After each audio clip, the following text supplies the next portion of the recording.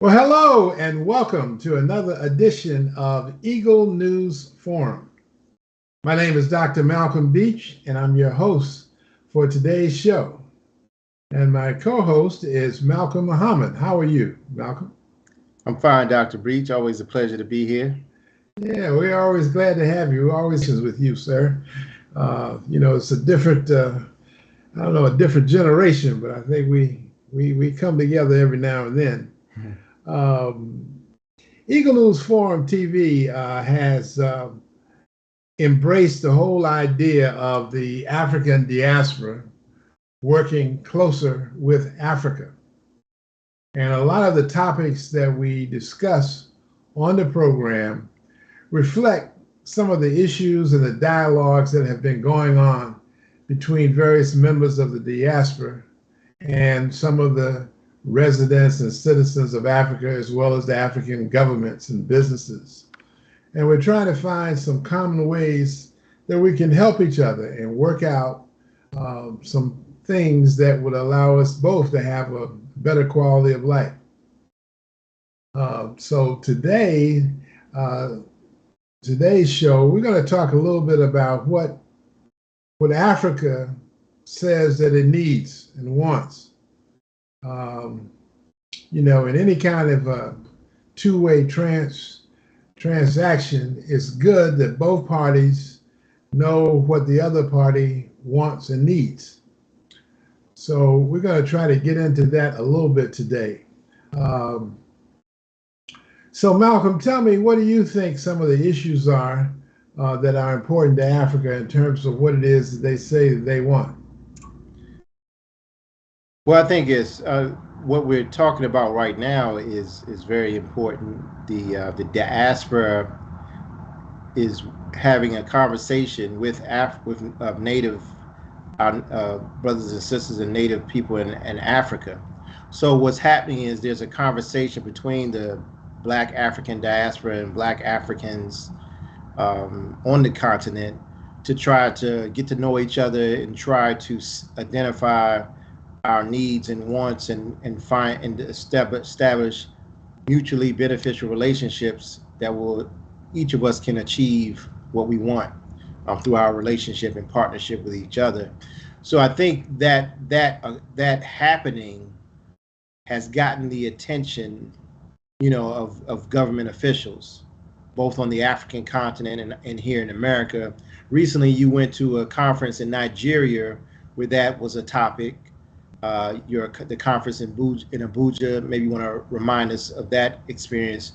You also just went to another conference in Atlanta, Georgia, here in the United States, and there was a discussion, or part of the theme was the Black African diaspora working with the Black people in Africa to facilitate our needs and wants. And then just recently, last night, you went to another conference where now the conversation between the Black African diaspora and Black people in Africa has caught the attention of United States government officials. So what we're witnessing is an evolution of a conversation to learn who we are and then to develop those relationships that are going to get what we want.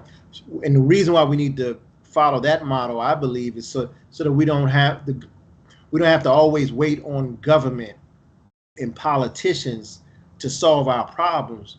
What we're saying is we can solve our own problems if we just have a discussion, exchange ideas, and then have an honest conversation about what we really want and what we can do for each other so that each of us can get what we want. So that's where I think we are. I think maybe you should talk about your experience last night with U.S. government officials and talk about how the Black diaspora conversation with Black African people has caught their attention, and maybe remind us of your experience in Atlanta and even in Nigeria as far as that conversation and our efforts to work together socially and economically for our mutual benefit. Well, Malcolm, you're absolutely right. I think that is the trend that's going on now between the communications between the diaspora and Africa is that we're trying to figure out how we can work together and how we can help each other. Um, I have to follow your guide in terms of going back to the conference in Abuja, Nigeria, um, back in the end of April. Uh, we had quite a number of people there from a lot of different areas of the diaspora, primarily Africans and Europeans, and some people from the Pacific Islands in Australia that participated in this conference. The number of American participants was, like less than 10%. So it was a worldwide, global event, and the biggest thing there was to try to develop relationships. We got to trust each other. The African uh, continent citizens have to trust the diaspora to understand what's going on, and likewise, the diaspora has to be able to find a level of trust with the current citizens of Africa. When we went to Atlanta last month, the focus was basically on business. How do we begin to have more transactions between ourselves? We're both producers. In other words, African continent citizens, they produce a lot of different things, and the African diaspora produces quite a number of things. And the idea is that if we could trade with each other some of the things that we produce, and we need certain things, that we make a conscious effort to say, well, I'm going to buy this from Africa, or I'm going to buy this from the diaspora, we both will benefit. So business is another way to multiply the impact of economic activity, is that if we trade with each other, because both sides win when you have a trade, business to business trade. It's always a win-win for both sides. Right. So that's a very interesting point of view, because you always emphasize business as opposed to, that many of thousands of Black people in the diaspora that go to Afrochella celebrations in Africa. So that migration and that trend is there, but you're talking about something different. Well, no, it's not really that much different. In fact, on this show, that's one of the things that we do want to talk about, which is tourism. When you say you're going to transfer, you're going to go from one place to another to do whatever, to do business or to enjoy yourself, or enjoy the music. That's business too, because you got to pay for the hotel, pay for the airline, and pay for the food. Mm-hmm. When you get there, and that's enhancing the economy of the location that you're actually going to. So yeah, I think tourism is definitely part of what we want to talk about and encourage people to do. Even in business, you have to travel to the location that you want to do business in. I mean, you have to get to know your customers, your potential customers on the other side, to make sure that it makes sense for both you and them. So yeah, tourism and travel definitely part of doing business. So I think we should. You made you emphasize trust in developing a relationship between Black people in Africa and the Black African diaspora.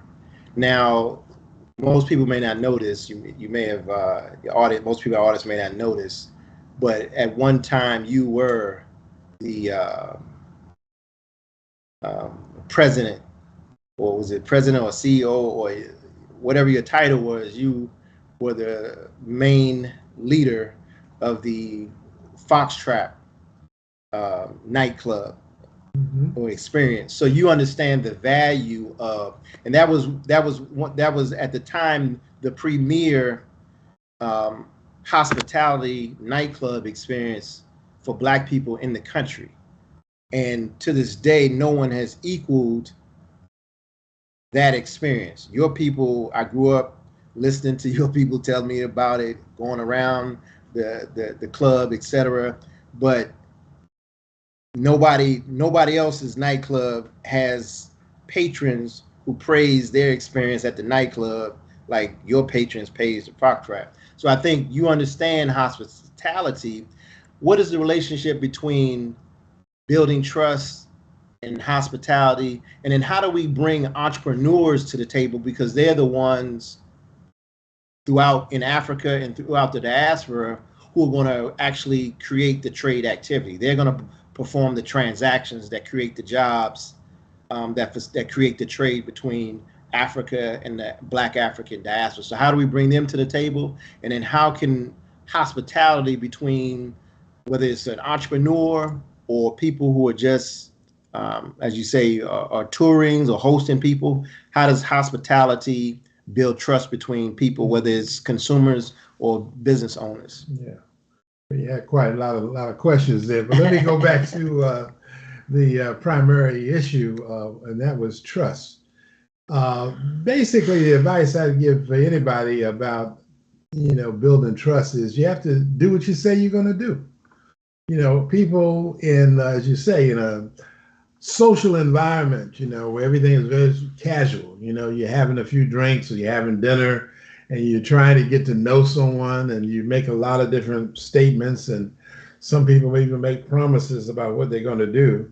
And the other person accepts you for your word. If you say you're going to do something, that's what they're expecting.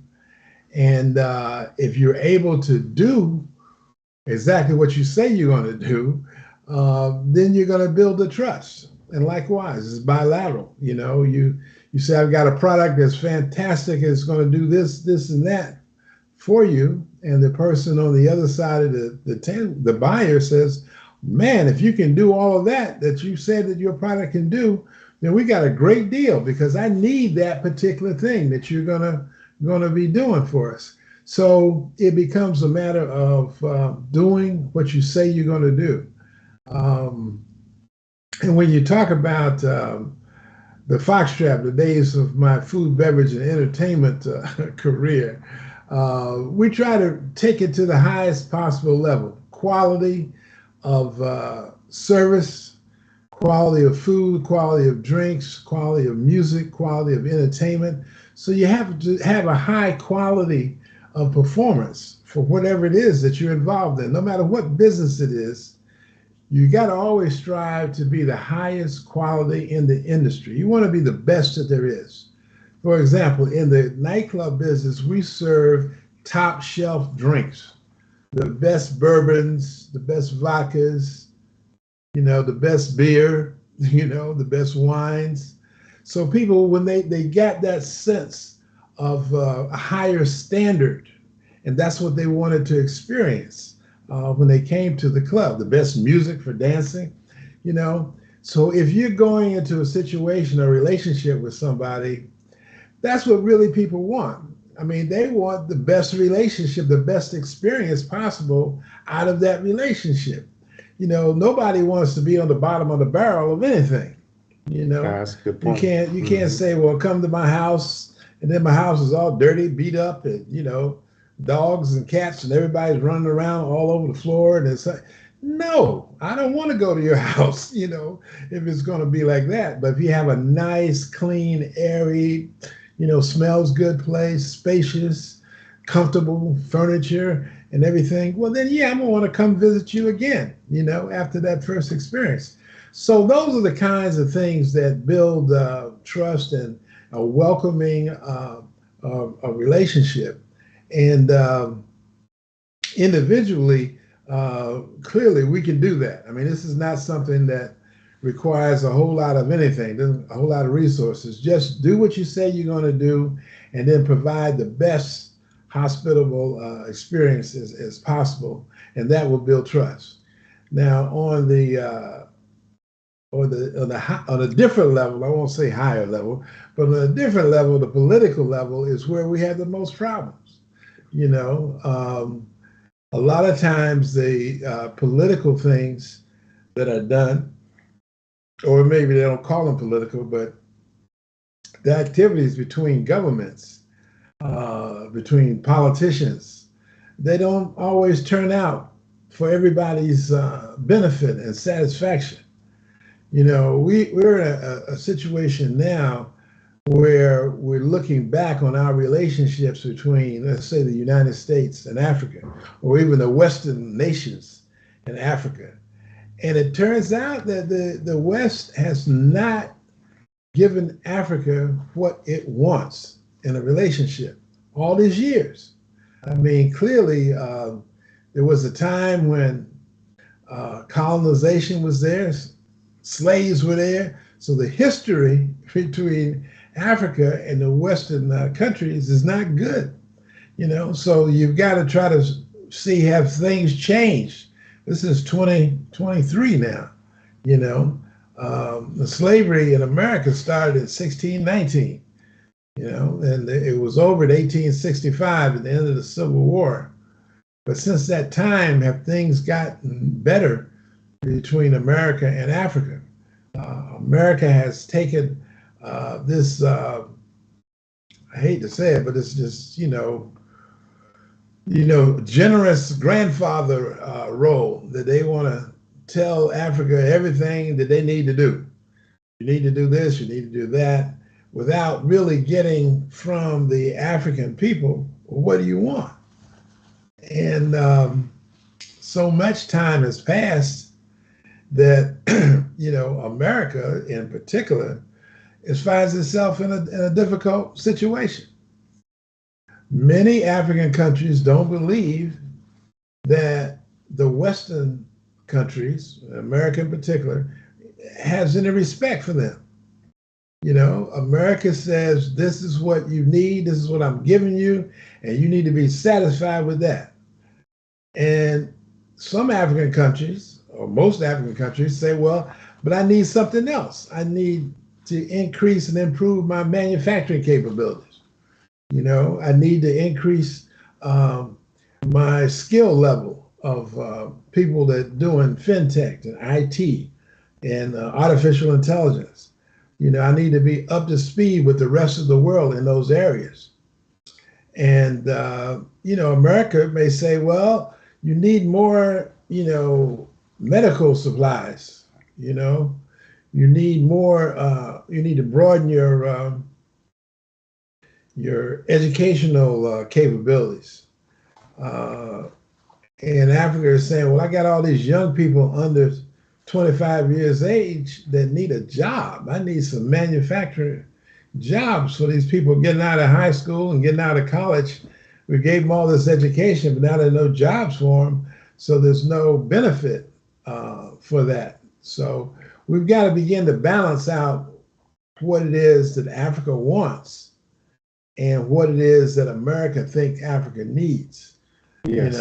They're not necessarily always in conflict, but they are not viewed upon the same area. And the question really becomes, at what point is America going to treat Africa like a grown-up?